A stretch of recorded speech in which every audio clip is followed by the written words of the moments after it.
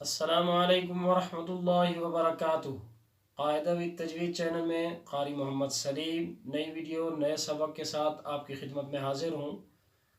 آج ہم جانیں گے اور سیکھیں گے، سمجھیں گے غسل کے بارے میں۔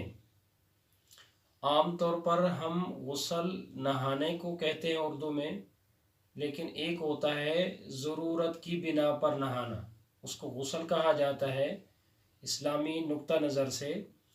تو اس میں کچھ باتیں ضروری ہوتی ہیں اور کچھ سنتیں ہوتی ہیں، یعنی ضروری کو ہم فرائض کہتے ہیں اور اس کے بعد سنت ہوتی ہیں جو پیارے نبی علیہ الصلوۃ والسلام کا طریقہ ہے۔ تو غسل کے فرائض 3 ہیں: غرارے کرنا، ناک میں نرم ہڈی تک پانی چڑھانا اور پورے جسم کو 3 بار گیلا کرنا۔ یہ تو ہیں فرائض۔ اب سنتیں جو ہیں ان میں پہلے نمبر پر پاک ہونے کی نیت کرنا، یعنی اپنے آپ کے اپنے جسم کو پاک کرنے کی نیت کرنا۔ دوسرے نمبر پر گندگی، غلاظت، نجاست لگی ہو اس کو دھونا، اگر وہ نہ بھی ہو تو استنجا کر لینا، پھر اس کے بعد پورا وضو کرنا۔ اب پورے وضو میں یعنی ہاتھ دھونے ہیں، پھر 3 دفعہ غرارے کر لینے، 3 دفعہ ناک میں پانی چڑھانا۔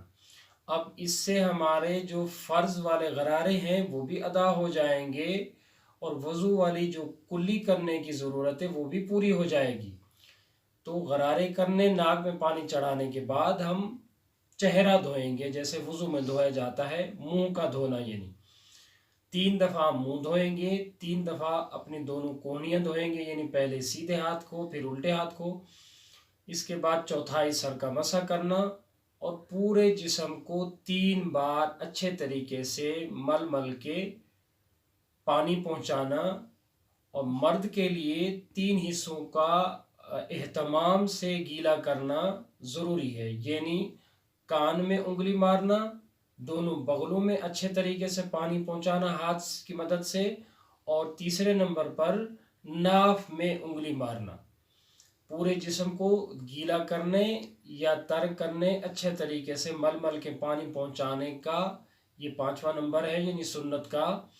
تو اس طریقے سے ہمارا غسل بھی پورا ہو جائے گا، فرائض اور سنت بھی پوری ہو جائیں گی اور ہمارا غسل بھی مکمل اور جسم پاک صاف ہو جائے گا۔